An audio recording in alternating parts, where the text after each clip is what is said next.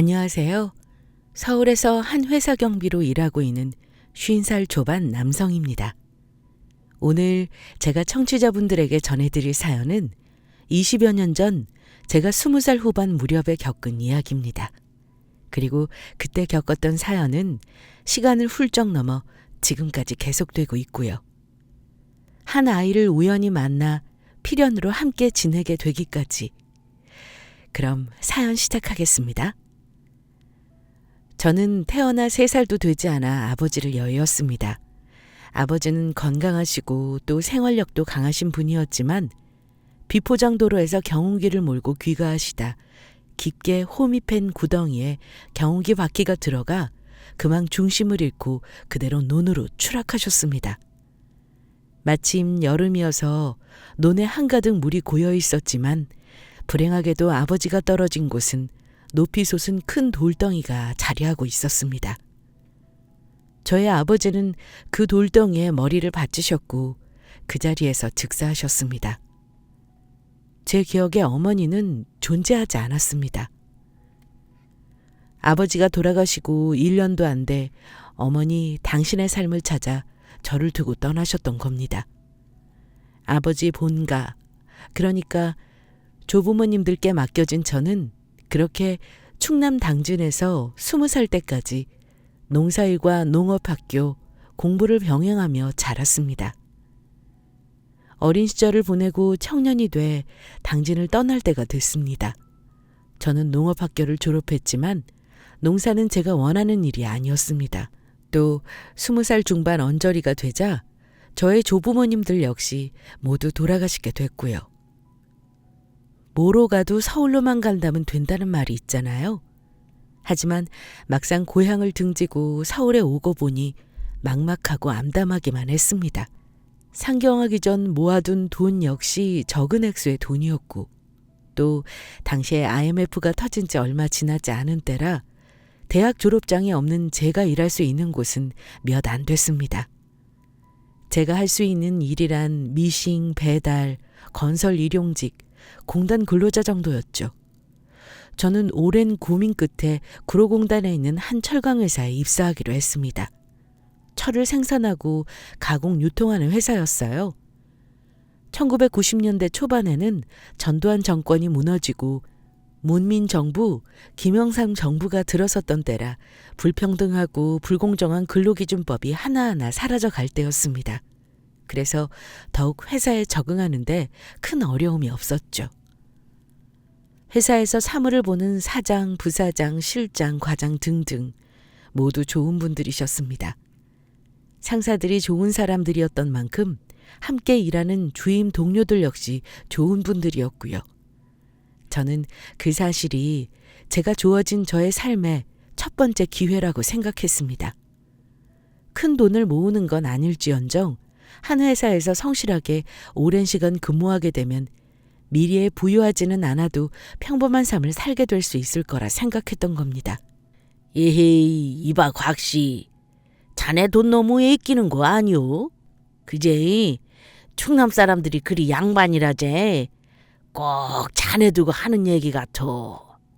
아니 그래도 한 달에 한 번은 회사 사람들이랑 모여서 술도 진탕 마시고 유곽도 한 번씩 하고 어디 한강이든 강원도든 한 번씩 여행도 다니고 해야 않겠소? 저와 함께 회사 다니고 있던 김영의 말이었습니다. 월급 받으면 늘 저축하기에만 바빴던 제게 반은 진심으로 반은 우스갯소리로 던진 김영의 말이었어요.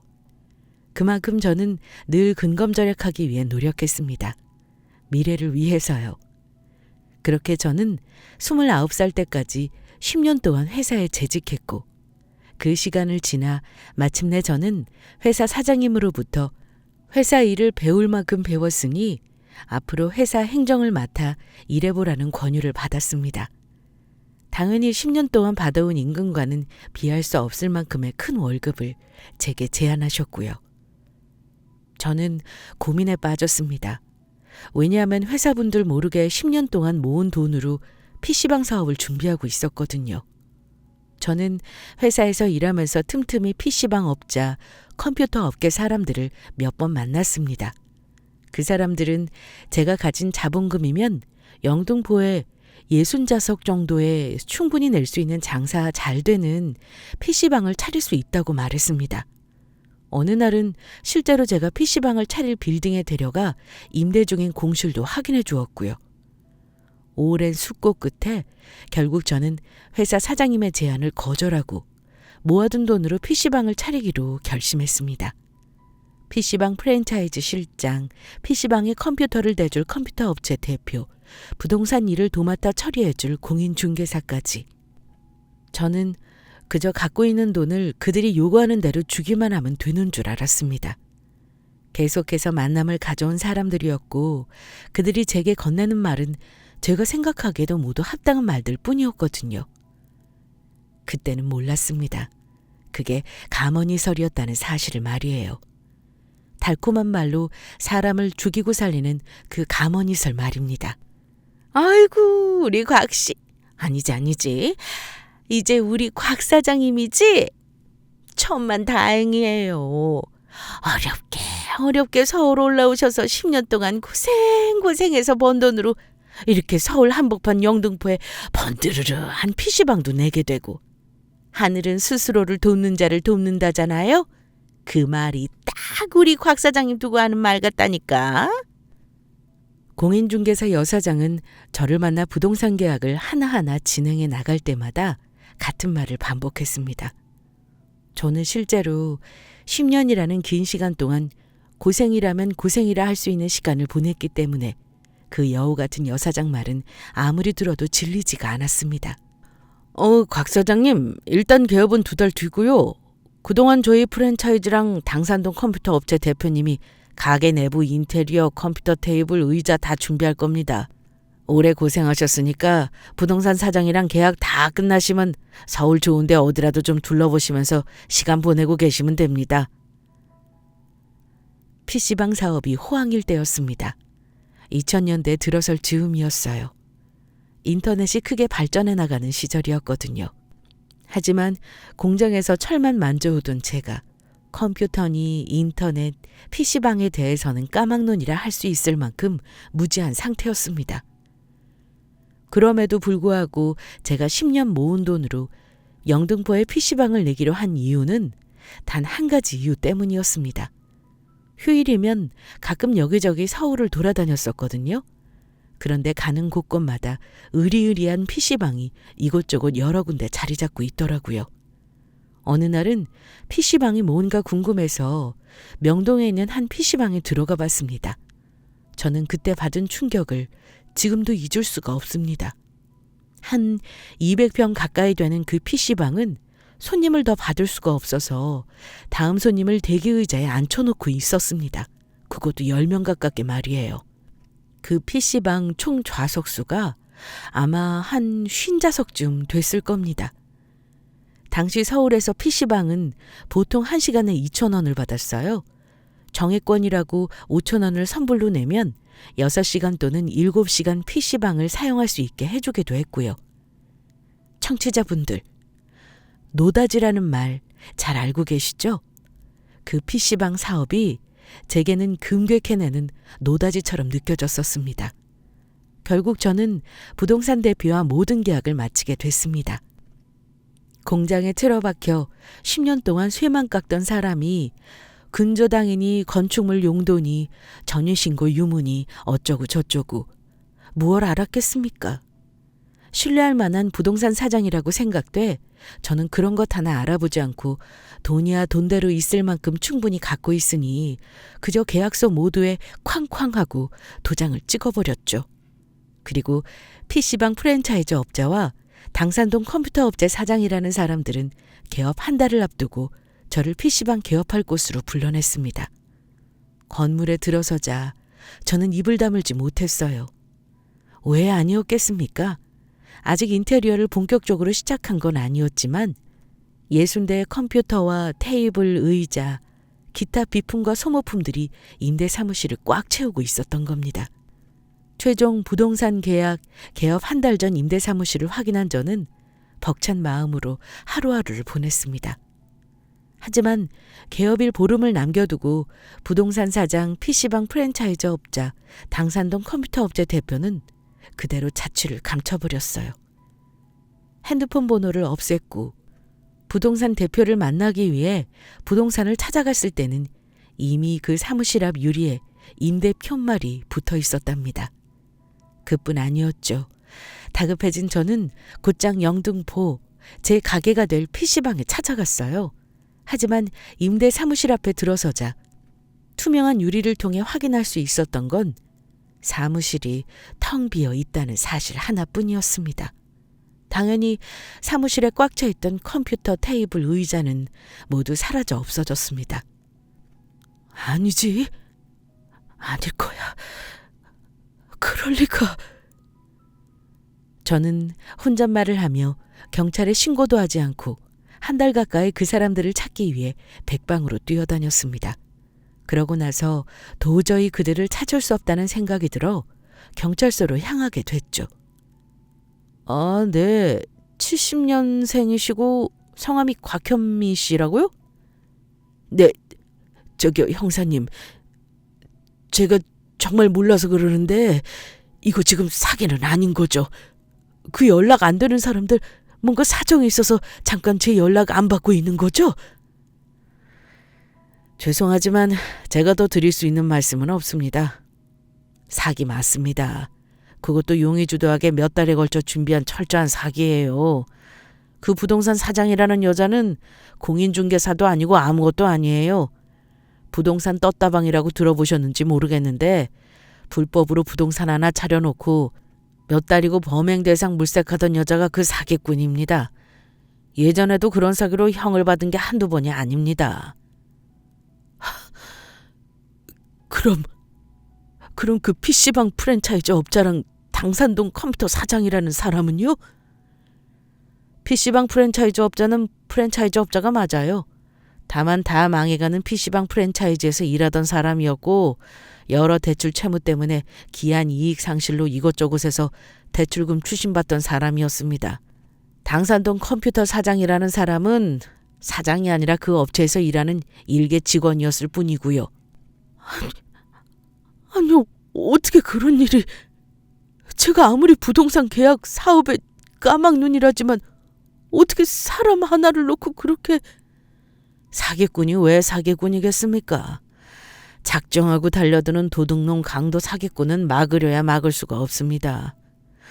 여하튼 사건 고소 잘 접수됐습니다. 최선을 다해 범인들 검거할 수 있도록 노력하겠습니다. 연락드리겠습니다.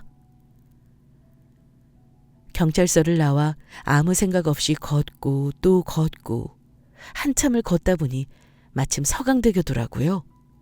저는 더 고민할 것도 없이 난간에 손과 발을 얹었습니다. 뛰어내리려던 찰나 지난 10년이 주마등처럼 제 머리와 마음을 지나갔습니다. 난간에서 내려와 자리에 주저앉은 저는 눈물을 흘리기 시작했습니다.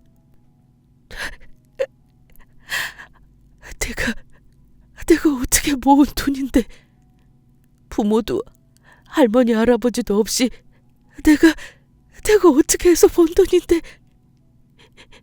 인간 같지 않은 인간들, 나쁜 사람들.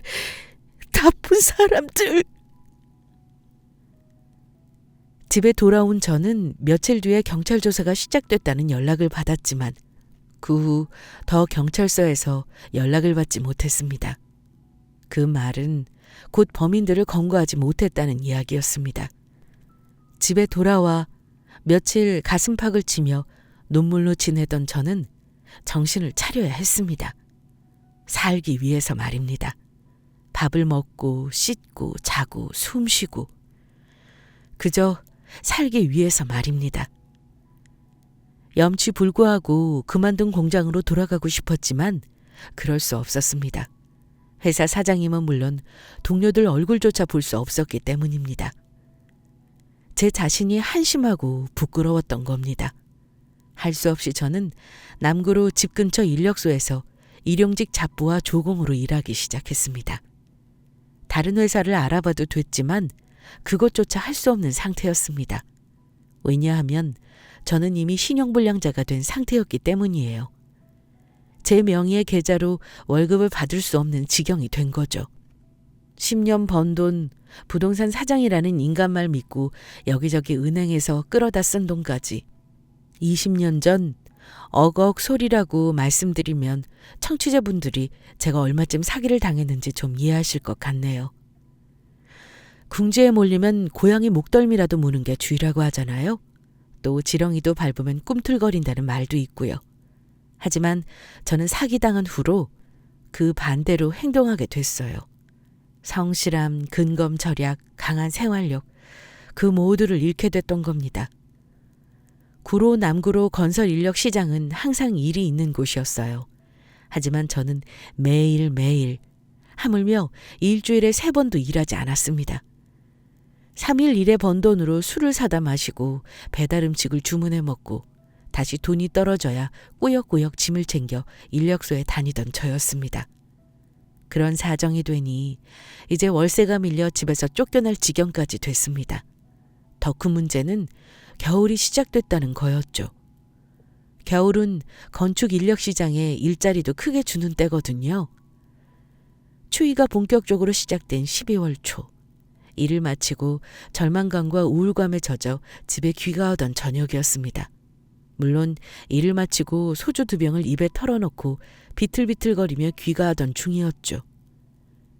집에 이르는 골목길에 들어서 멀리서 앞을 보며 걷는데 전봇대 앞에 웬 큰 쓰레기가 하나 버려져 있었어요. 못돼 먹은 인간들. 쓰레기를 종량제 봉투에 싸서 내놔야지. 저게 뭐야? 그렇게 생각하며 집과 가까워지던 중이었는데 쓰레기가 버려져 있는 전봇대에 이르러 자세히 보니 그건 쓰레기가 아니라 한 8살이나 됐을까 하는 어린아이였습니다. 여자아이가 미동도 없이 죽은 듯 쓰러져 있었던 거예요. 예! 저는 쓰러져 있는 아이의 어깨를 손으로 치며 계속 외쳤습니다. 하지만 어린 여자아이는 역시 미동도 하지 않았어요. 마음이 다급해진 저는 여자아이를 등에 들쳐업고 도로가로 나가 바로 택시를 잡아탔습니다. 병원이요! 병원으로 가주세요! 병원! 거참 어디 병원이요? 병원 이름을 말해주셔야 가든 말든 하지. 병원! 응급실 있는 병원으로요. 저와 여자아이는 다행히 택시를 탄 지 5분도 채 안 돼 근처에 있는 한 대학 종합병원 응급실에 도착하게 됐습니다. 택시에 내린 저는 다시 아이를 들쳐업고 응급실 문을 박차고 들어갔죠.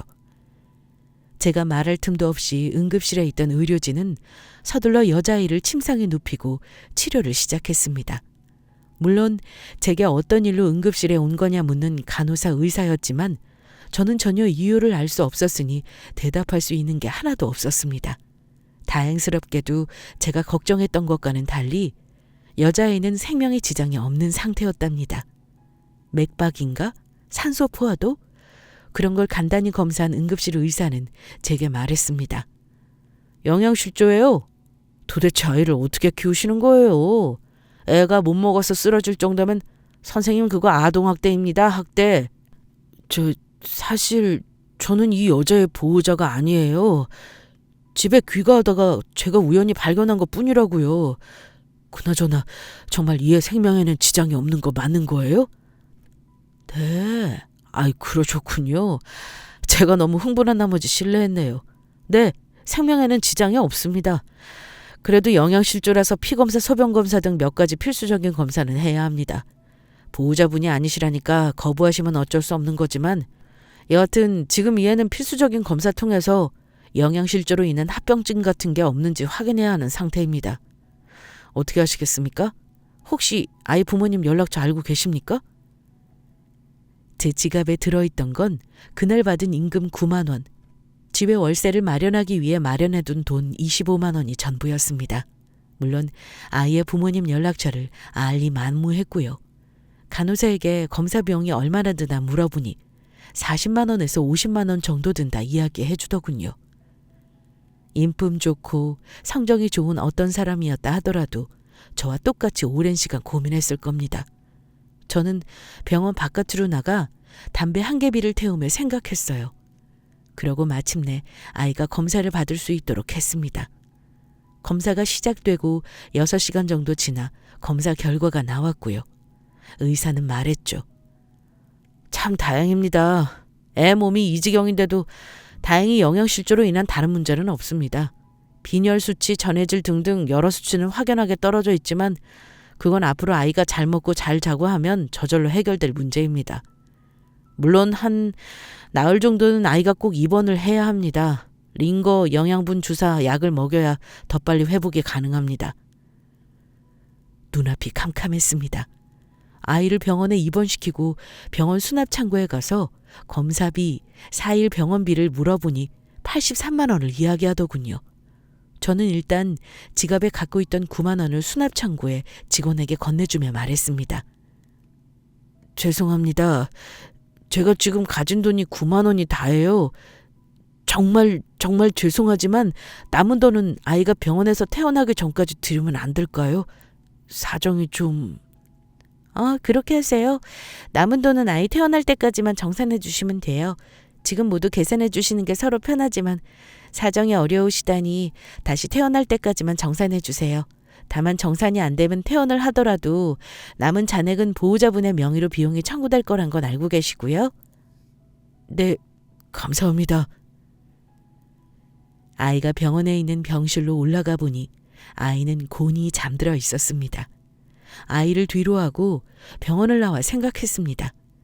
83만 원에서 9만 원을 치렀으니 남은 74만 원은 어떻게 해야 하나 하면서 말입니다.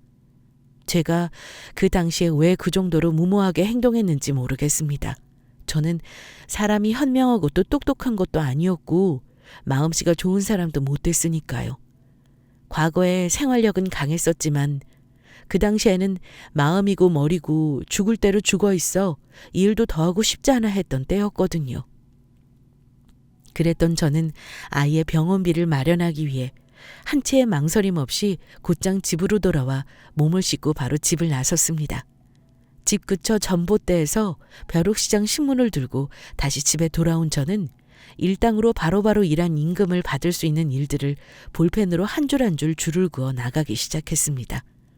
유심히 벼룩시장 공고를 살펴보던 중 저는 눈에 띄는 한 공고를 발견했어요.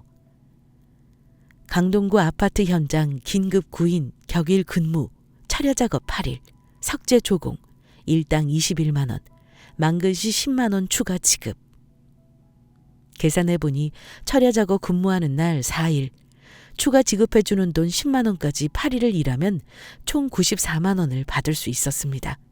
저는 바로 구인 공고를 낸 사람에게 전화를 걸어 바로 일을 시작하겠다고 말했습니다.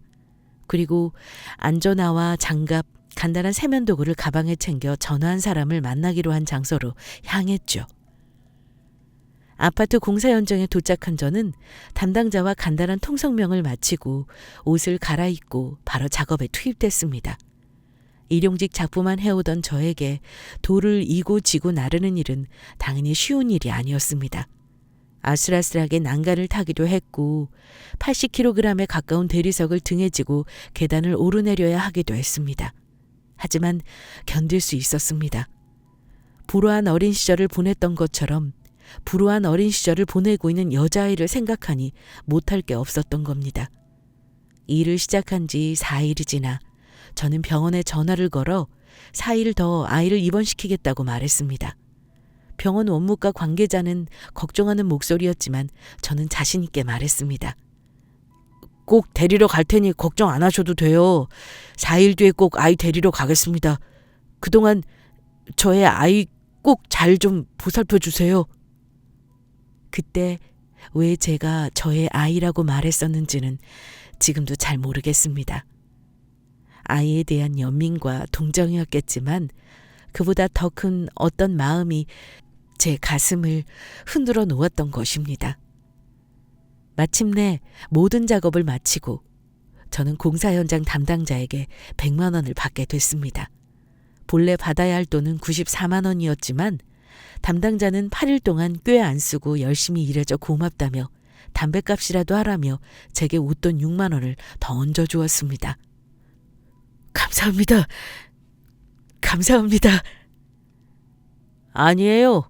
곽현민 씨라고? 뭐 사정이라도 있나? 뭔 일을 그렇게 미친 사람처럼 열심히 하고 그래? 그러면 오래 못 가. 찬찬히 하라고. 그리고 돈 필요하면 연락해요. 일자리는 차고 넘치니까. 담당자와 인사를 마친 저는 버스를 타고 아이가 있는 병원으로 향했습니다. 병원에 도착한 저는 아이의 병실에 올라가기 전에 먼저 원무과에 들러 아이 병원비 모두를 계산했습니다. 그럼 지금 바로 퇴원해도 되는 건가요? 네, 담당 주치의 선생님께 전화 걸어둘 거예요. 아이 옆에서 잠깐만 기다리고 계세요. 그럼 저희 선생님이 아이 있는 병실로 찾아가실 거예요. 병실로 올라가 보니 아이는 양반다리를 하고 앉아 TV에 나오는 만화를 보고 있었습니다. 어린애답게 까르르 웃으며 말이죠. 저는 아이가 놀랄까봐 쭈뼛쭈뼛하며 아이에게 다가갔습니다. 완전히 아이 옆에 다가서자 아이는 호기심 가득한 얼굴로 제 얼굴을 올려다봤어요. 아저씨 뭐야? 누구야? 아저씨는 네 아빠 친구. 네 아빠 친구야. 아, 진짜? 근데 우리 엄마 아빠는 언제 와? 이제 엄마 아빠 만나러 갈 거야. 근데 너 전봇대 앞에 쓰러져 있던 날 기억해? 당연하지. 그날도 엄마가 나 밥 안 준 날이었거든. 며칠인지는 나도 몰라. 근데 한 일주일? 엄마가 일주일 밥 안 줬어. 밥을 안 줬다고? 엄마가? 그럼 아빠는? 아빠? 아빠도 밥 안 줬는데. 아빠가 나보고 그랬어. 너는 진짜 엄마 닮은 애라서 밥 먹으면 안 된다고. 물만 마시라고. 진짜 엄마? 응, 나 가짜 엄마 진짜 아빠랑 살아. 진짜 엄마는 내가 어렸을 때 놔두고 도망간댔어. 아이의 말을 모두 듣고 비로소 저는 지금 이 상황이 어떤 상황인지 이해할 수 있게 됐습니다. 아이는 계모 친아빠와 함께 지내고 있었던 것이고 친아빠와 계모는 아이를 방치하고 학대하고 있었던 겁니다. 저는 다시 한번 고민에 빠질 수밖에 없었습니다. 아이를 어떻게 해야 할지 말이죠. 제가 아이를 직접 키우기에는 제 코가 석저였던 건 말할 것도 없었습니다. 그렇다고 당장 아이를 보육원에 보낼 수 있는 것도 아니었어요.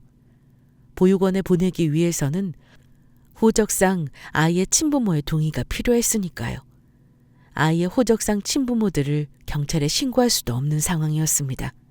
아무리 인터넷이 발달해 있던 시대였지만 저는 인터넷을 이용할 줄도 몰랐고 무엇보다 아이는 자신의 집 주소는 물론 계모 친아빠가 다니는 직장 전화번호조차 모르고 있었거든요.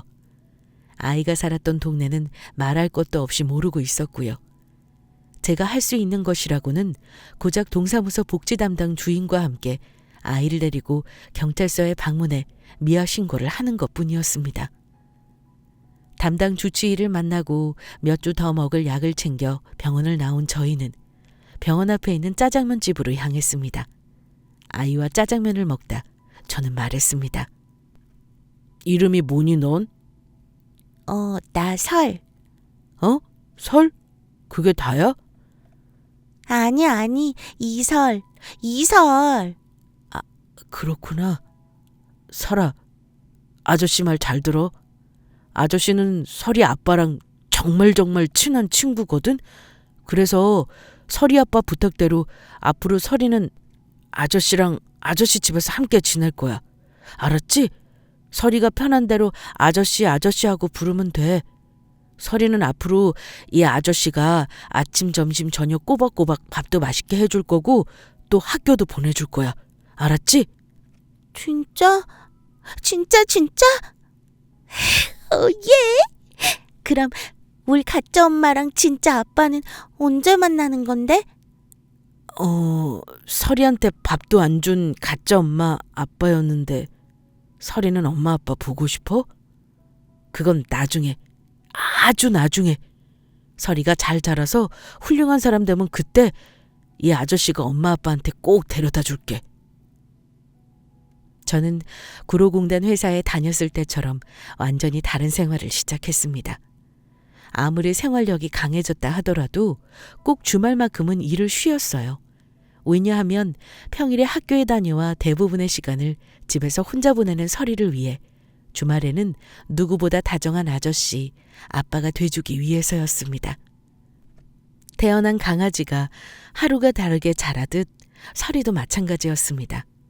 그동안 굶주리고 또 굶주리게만 했던 서리는 제가 만류해야 할 만큼 종종 너무 많은 음식을 먹으려 하기도 했어요. 그러나 그런 것 따위 문제될 게 없었습니다. 예쁘고 또 예쁜 서리는 하루하루 한 뼘 한 뼘 자라며 저를 기쁘게 해주었으니까요. 그렇게 행복한 나날만 계속될 줄 알았습니다. 서리와 함께 생활한 지 한 달하고 보름쯤 지나서였습니다. 저는 그날 아침 유독 컨디션이 좋지 않다는 걸 느꼈어요. 감기 기운이 있었던 거죠. 하지만 제 스스로 제 자신에게 약속한 대로 평일에는 어떤 일이 있어도 일해야 한다는 제 자신과 약속을 지키기 위해 짐을 꾸려 인력소로 향했습니다. 어이 곽씨, 오늘은 큰 거 하나 있어. 어쩔겨? 나갈겨 말겨? 요 근처 신축 빌라 현장인데 벽돌 곰방 들어왔어. 벽돌만 빨리 날라주면 야리끼리도 될겨. 빨리빨리 하면 한 오후 3시? 그때 끝나겠네. 일당 17만. 2배요 2배. 어떡할튜? 몸이 좋은 상태가 아니었지만 저는 흔쾌히 인력소 소장 말을 받아들였습니다. 아이고, 이런 날도 오네요. 소장님 감사해요.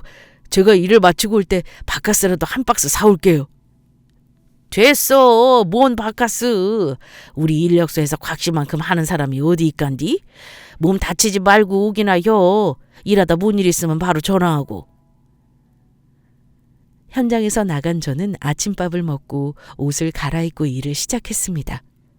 공사 현장에서 쓰는 말로 야리끼리라는 말이 있는데 야리끼리란 정해진 일을 모두 마치면 곧장 퇴근하는 것을 말합니다.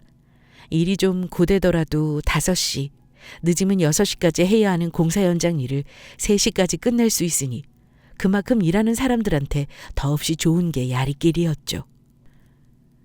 좋지 않은 몸 상태, 일찍 일을 끝내야겠다는 마음 때문이었을까요?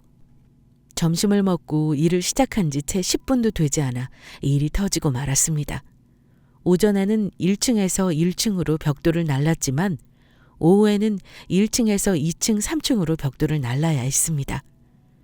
한 차례 2층에서 벽돌을 나르고 다시 1층으로 돌아와 다시 2층으로 올릴 벽돌을 등지게에 싣고 있을 때였습니다.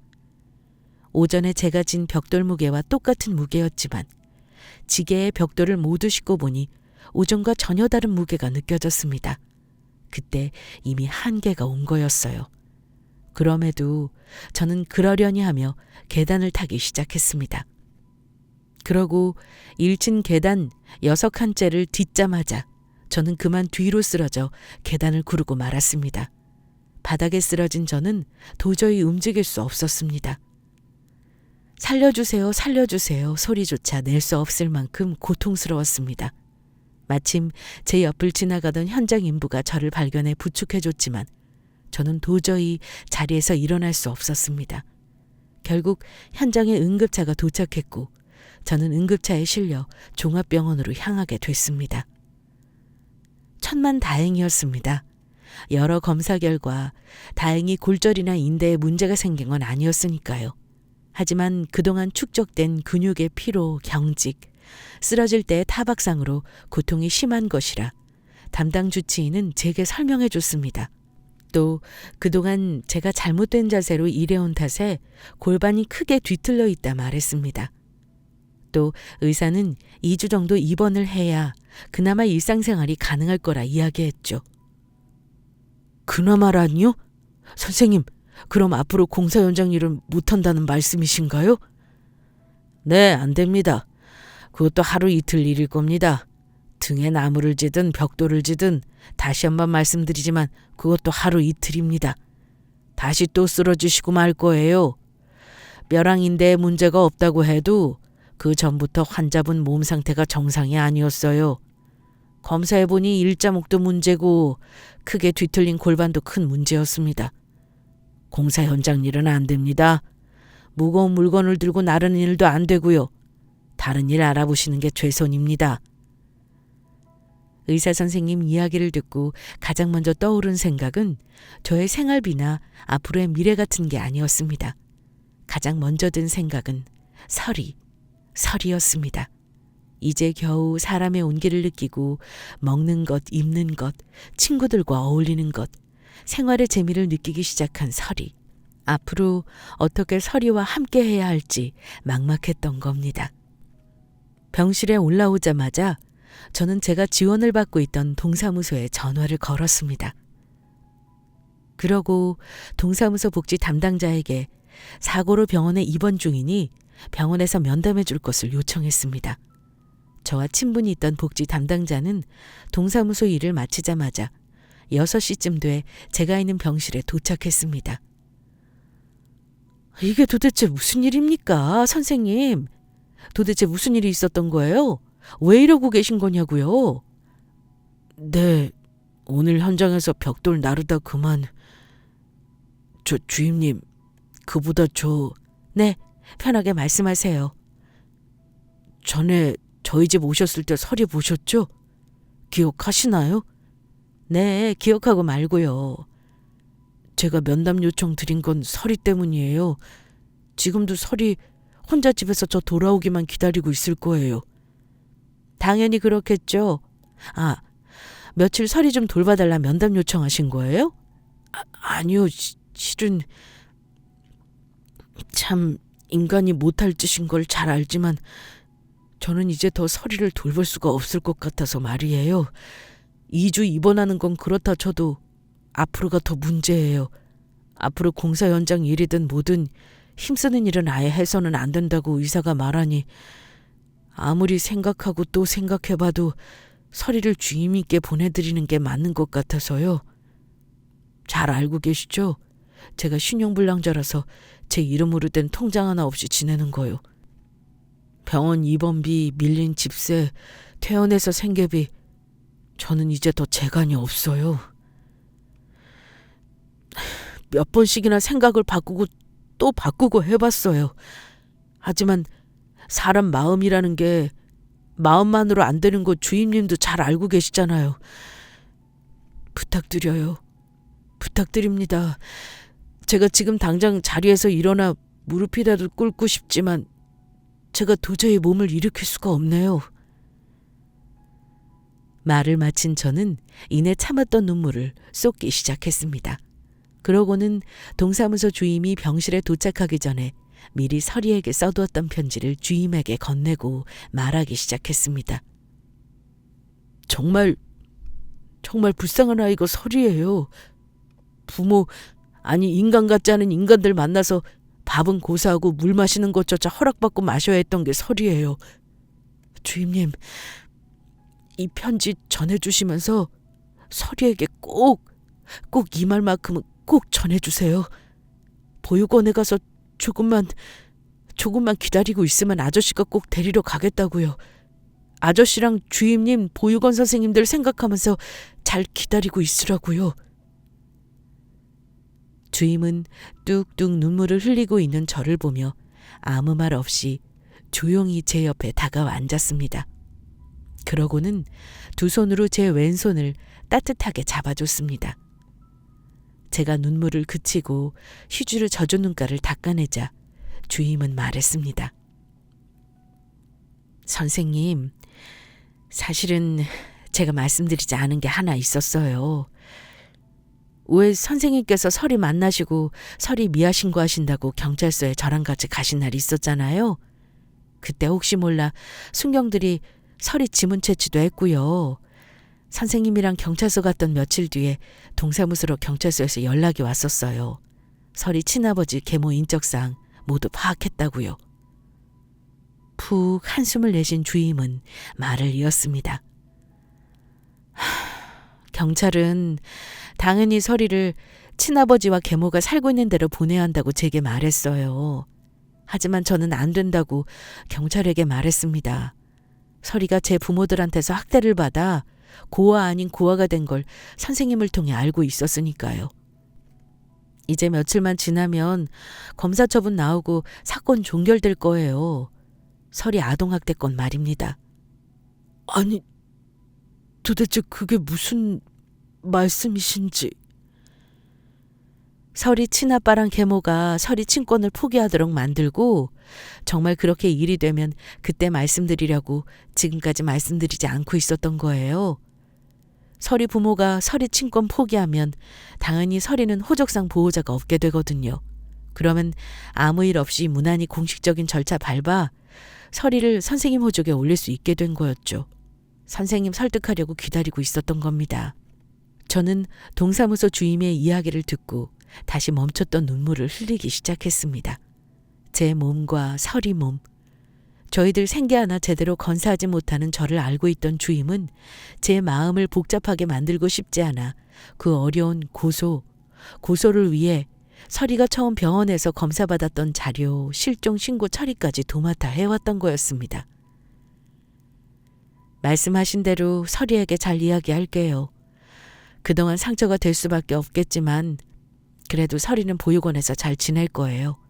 워낙 천성이 맑고 명랑하고 바른 애인 거 저보다 선생님이 더 잘 알고 계시잖아요. 대신 약속해 주셔야 해요. 꼭 잘 회복하시고 제가 앞으로 더 노력해서 도와드릴 테니 꼭 제기하셔야 해요. 그래야 나중이라도 설이 만나게 될 거 아니에요. 동사무소 주임과 만나 면담을 한 뒤 9일이 지나 다시 주임에게 병실로 연락이 왔습니다.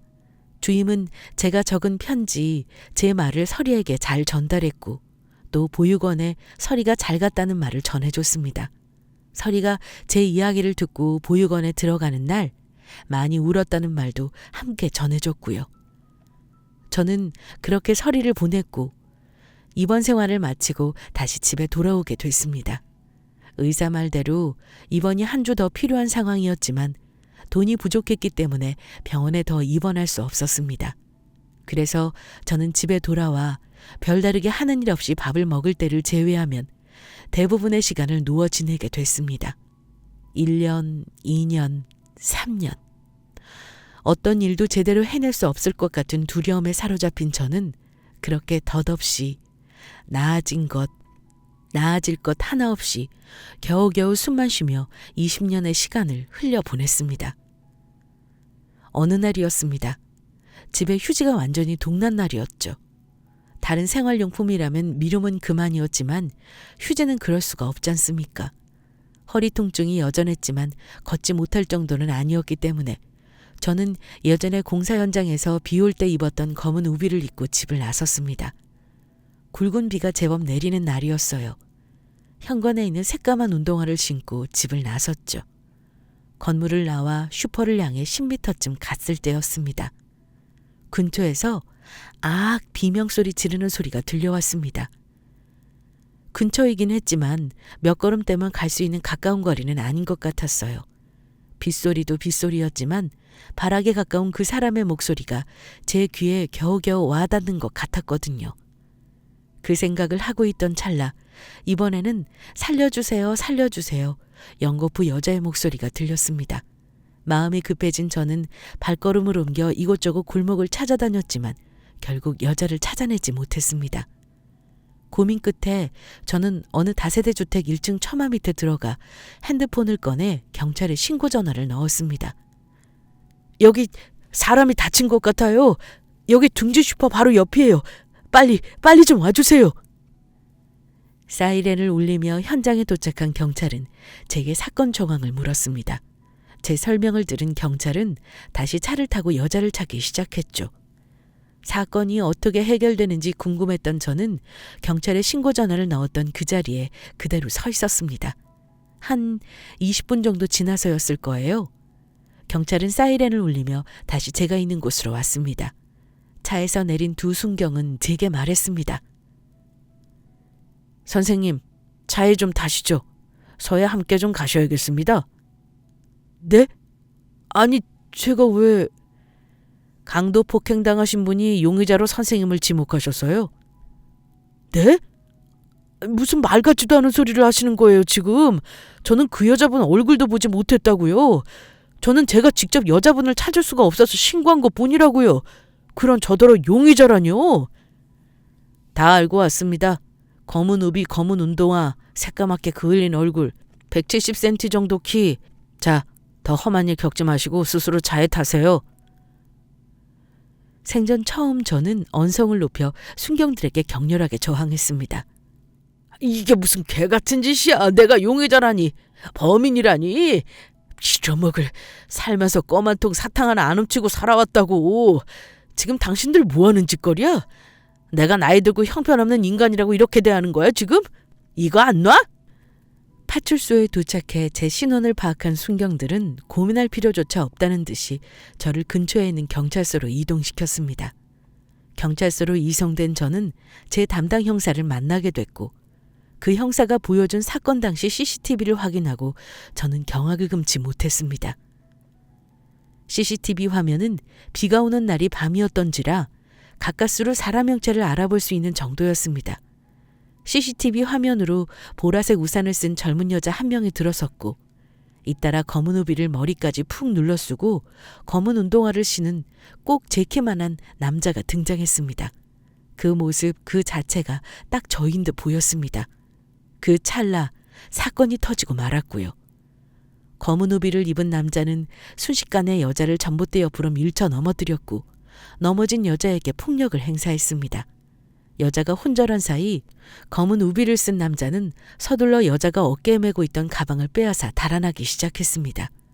비가 오는 밤이라 골목에 사람이 없어서 그랬던 건지 남자는 태연해 보일 정도로 천천히 골목을 유유히 빠져나갔습니다. 그런 상황에서 가장 큰 문제가 된 것은 제가 제 혐의를 부인할 수 있는 알리바이가 없었다는 겁니다. 범인이 빠져나간 골목 그리고 이어지는 다음 골목까지는 CCTV가 설치되어 있었지만 그 다음부터는 CCTV가 설치된 곳이 없었던 겁니다. 때문에 경찰은 당연히 피해자인 여자의 말에 따라 검은 우비, 새까맣게 그을린 얼굴, 검은 운동화를 신고 있던 저를 범인으로 지목했던 것이었죠. 형사의 이야기를 듣고 말문이 막힌 저는 그대로 유치장에 수감됐습니다. 그리고 다음 날 바로 구속됐고 구치소로 이감됐습니다. 구치소에 갇힌 저는 이제 모든 게 다 끝났다는 생각이 들었습니다. 다시 일상으로 돌아가는 일도 그리고 우연이라도 서리를 만나게 되는 것도요.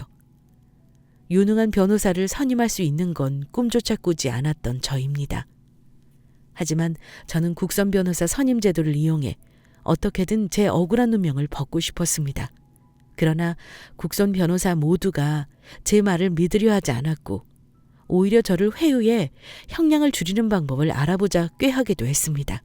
하지만 국선 변호사를 만나고 돌아와 저는 안 좋은 생각까지 했습니다. 극단적인 선택을 할까 생각했던 것이죠.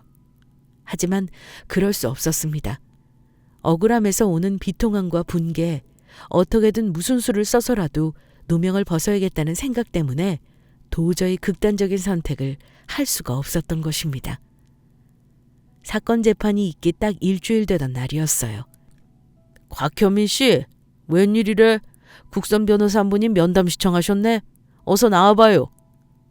국선 변호사? 난 이미 포기한 지 오랜데 웬... 수감시설을 나와 교도관을 따라 면담 장소로 향했습니다. 면담하는 장소 문을 열고 들어서자 낯설지 않은 얼굴이 의자에 앉아 허리를 곧게 펴고 앉아 있었습니다. 처음에는 누구인지 완전히 잘 알아볼 수 없었어요. 제 나이와는 어떤 관계도 없을 몹시 젊은 여성이었고 그것도 아주 기품 있고 고상하게 양장을 차려입은 여성이 의젓하게 앉아 있었기 때문입니다. 곽현민 씨? 여자는 자리에 앉은 저를 보고 스스럼 없이 제 이름을 불렀습니다. 네, 제가 곽현민입니다. 곽현민 씨는 여전히 똥배가 나오셨네요. 아니 무슨 그따위 말을... 당신 국선 변호사 아니세요? 지금 무슨 말씀을 하시는 겁니까? 지금 저 죄인이라고 그렇게 함부로 대하시는 겁니까? 참 아저씨도. 똥배 나온 사람 보고 똥배 나왔다고 하지. 그럼 뭐라고 해요? 저예요, 저. 설. 20년 전 이설. 아저씨가 살려줬던 이설이요. 뭐라고? 이설? 너 뭐하는 인간이야? 이봐! 교도관! 교도관! 당장 이 면담 끝내줘요! 당장! 당장!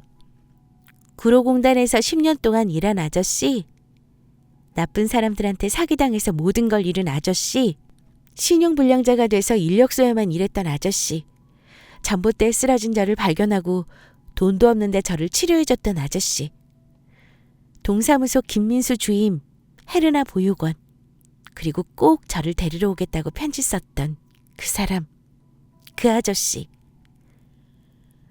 설이가 맞았습니다. 설, 이설. 마음에 묻어두고 괴로울 때마다, 삶을 모두 내려놓고 싶을 때마다 마음에서 꺼내보던 아이 설이가 맞았습니다. 고개를 떨어뜨린 채 저는 오열하기 시작했습니다. 제가 누명을 벗는 일 따위는 생각조차 나지 않았습니다. 그저 고개를 떨어뜨리고 계속해서 어린아이가 우는 것처럼 눈물만 흘렸습니다. 설아, 설아, 설아 하면서 말이죠. 맞은편에 앉은 설이도 마찬가지였습니다. 허리를 곧게 핀 자세로 바르게 앉아있던 설이었지만 제가 눈물을 쏟기 시작하자 저를 따라 울기 시작한 설이었습니다. 그리고는 중간중간 설이는 제게 말했습니다. 아저씨, 미안해요. 내가 정말 미안해. 아저씨한테 받은 거 다 돌려주려고 정말 많이 찾았어요. 아저씨, 이제 내가 다 돌려줄 거예요. 아저씨 미안. 너무 늦게 와서 정말 미안. 정말 죄송해요. 변호사님, 면담 시간 다 됐습니다. 이제 이야기 정리해 주셔야 돼요. 눈치 없는 교도관은 눈물을 흘리며 이야기를 주고받고 있던 저희에게 말했습니다. 교도관의 말을 들은 설이는 눈물을 그치고 상의 앞 매무새를 다듬었습니다. 그러고는 말을 이었습니다. 아저씨 찾고 아저씨가 구로 강도 폭행 사건 용의자로 지목됐다는 것까지 알게 됐어요. 국선 변호사들 모두 사건 수임하는 거 거절했다고요? 저도 그 사람들처럼 똑같이 막막했어요. 근데 그 변호사들이 놓친 게 하나 있었어요. 범인 걸음걸이 말이에요. 진범도 아저씨도 둘 다 팔자로 걸어서 사건이 잘 해결될 수 있으려나 했어요. 하지만 아직 보관 중인 CCTV, 진범과 아저씨 걸음걸이를 비교해보니 확실히 구별할 수 있는 결정적인 증거가 하나 남아있었어요. 진범은 정말 말 그대로 조직폭력배들처럼 팔자걸음으로 걸어요. 아저씨도 진범처럼 걷지만 결정적인 진범과 다른 걸음이 하나 있었어요. 아저씨가 팔자걸음으로 걸을 때 아저씨 허리랑 뒤틀린 골반 병력 때문에 팔자걸음으로 걷더라도 왼쪽 발이 바깥으로 벌어지지 않고 앞으로 일자가 된다는 거였어요. 저는 그 사실을 발견하자마자 국과수의 CCTV 판독을 의뢰했고 결국 아저씨가 범인이 아닐 수 있다는 소견을 받았어요. 아직 진범은 잡히지 않았지만 그건 중요한 게 아니에요. 며칠 뒤에 있을 재판에서 아저씨는 무죄 선고 받고 풀려날 거예요. 국과수 소견뿐 아니라 제 대학 법학과 선배 교수님 법의학자 2분을 증인으로 법정에 신청할 거거든요. 정말이니? 정말이야, 설아? 근데 설아, 아저씨가 우리 설이가 해주는 변호 받을 자격이 있을까? 아저씨, 면담 시간 끝났어요. 그리고 그런 이상한 소리 앞으로 절대 하지 말아요. 아저씨는 이제 저한테 앞으로 좋은 것만 받고 사시면 돼요. 저 먼저 일어나요? 설이의 말대로 저는 결국 재판에서 무죄를 선고받게 됐습니다. 다시 집으로 돌아올 수 있게 된 저는 지친 심신을 달래며 설이와 종종 전화통화하는 걸 낙삼아 하루하루를 보냈습니다. 가끔 설이가 집에 찾아와 반찬을 주고 가기도 했고 어떤 날에는 설이가 자신이 일하고 있는 여의도로 불러내 고급 한정식집, 소고기집 등등 말할 수 없이 좋은 식당에 데려가 저를 배불리 대접하기도 했습니다. 그날은 여의도가 아니라 광화문에서 설이를 만난 날이었습니다. 아저씨 지금도 힘쓰는 일 하는 건 힘들죠? 힘든 게 아니라 이제 아예 안 돼. 병도 병이지만 나이도 이제 될 만큼 됐잖니. 그럼 아저씨 아직 운전할 수 있는 거예요? 운전? 글쎄, 서너 시간은 괜찮겠지. 근데 그것도 그 이상 되면 무리야. 근데 그건 왜? 네, 저희 변호사 사무소 대표님이 이번에 시설보안 회사를 바꾸기로 하셨어요. 아니지, 회사를 바꾸는 게 아니라 저희 사무실 이름으로 보안과 설립하고 정직원을 채용하겠다고 말씀하시더라고요. 그래서 가장 먼저 아저씨 생각났어요. 에이, 내가 무슨 그런 경력이 있다고. 또 내가 나이가 몇이야. 이제 50 넘어서 꺾일 대로 다 꺾였다 서라. 말은 고맙지만 안 될 일이야. 난 이제 아저씨가 알고 있던 이설이 아니라 앞으로 아빠 딸이니까 이런 말 하는 거야. 아빤 그것부터 고쳐야 돼. 실패 한 번, 두 번, 그리고 몇 번이고 했으면 어때? 아빠, 그러지 말고 이번에 우리 회사에 꼭 이력서 넣어봐요. 아빠가 이력서 넣는다고 제가 힘써서 불법으로 아빠 회사에 들어오게 하는 것도 아니란 말이에요. 공정하게 서류 심사 면접 보고 직원 채용하는 거라고요. 그게 될까? 할 줄 아는 거라고는 겨우 운전하는 거. 그나마 이제 힘도 못 쓰는데 말했다시피 난 이제 2시간 앉아있는 것도 힘이 들어 서라. 저희 회사 부대표님이 나이가 좀 있으신 분이에요. 운전은 걱정하지 않으셔도 돼요. 부대표님 비서나 수행비서는 원래 따로 있었거든요. 아빠가 얼마나 자리에 앉아 계실 수 있는지 알려고 여쭌 거예요. 이번에 회사 보안과 정직원 채용되면서 부대표님 사무실 앞에 앉아서 부대표님 동선 체크하고 보고하고 그밖에 어렵지 않은 잔일해주는 보안 직원이 필요하더라고요. 그리고 부대표님이 나이가 지긋하신 분이라서 보안 직원도 나이가 좀 드신 분을 원한다고 하셨고요. 한 공장에서 10년 가까이 일해온 것과 이후 사업에 실패했지만 아픈 몸을 끌고서라도 인력소에 나가 일한 점이 채용에서 긍정적인 요소가 됐던지 저는 마침내 서울 여의도에 있는 대형 로펌 부대표님의 안전과 보안을 담당하는 경비로 채용됐습니다. 하지만 제게는 결정적인 결격 사유 하나가 있었습니다. 제가 여전히 신용불량자라는 사실 말입니다. 그 사실을 알고 있던 부대표님은 최종 면접에서 제게 말씀하셨습니다. 사정이 있으셨을 거라 생각합니다. 저희 연배까지 오며 사연 사정 없으면 도리어 더 이상한 법이죠. 법은 말이 법일 뿐 누구에게나 공평하고 평등하지 않습니다. 저희 로펌 도산법 담당자 통해 회생이나 파산 절차 밟을 수 있도록 하겠습니다. 20년 전 한 회사에서 성실하게 근무하셨듯이 그렇게 일해 주시기만 하면 됩니다. 억울한 누명을 벗겨주고 일자리를 마련해준 설이 덕분에 이제 저는 더 큰 삶에 부침 없이 감사한 마음으로 하루하루를 보내고 있답니다. 또 로펌 부대표님과 설이가 알려준 대로 몇 해 전부터 개인 신용 회복 절차를 밟아 과거에 진 빚 역시 이제 거의 다 갚은 상태가 됐고요. 물론 정말 아버지와 딸은 아니지만 설이 말대로 저는 아빠와 딸처럼 지금도 설이랑 다정다감하게 지내고 있답니다. 사람 마음, 세상 만사, 하늘의 뜻 모두 알 수 없는 것이죠. 다만 그저 순리대로 선하고 바르게 사는 게 하늘의 뜻이 아닌가 하고 생각하게 됩니다. 긴 사연 들어주신 청취자분들에게 감사 인사 말씀 올리며 이만 사연 마치겠습니다. 여러분 모두 건강하시고 안녕하십시오. 감사합니다.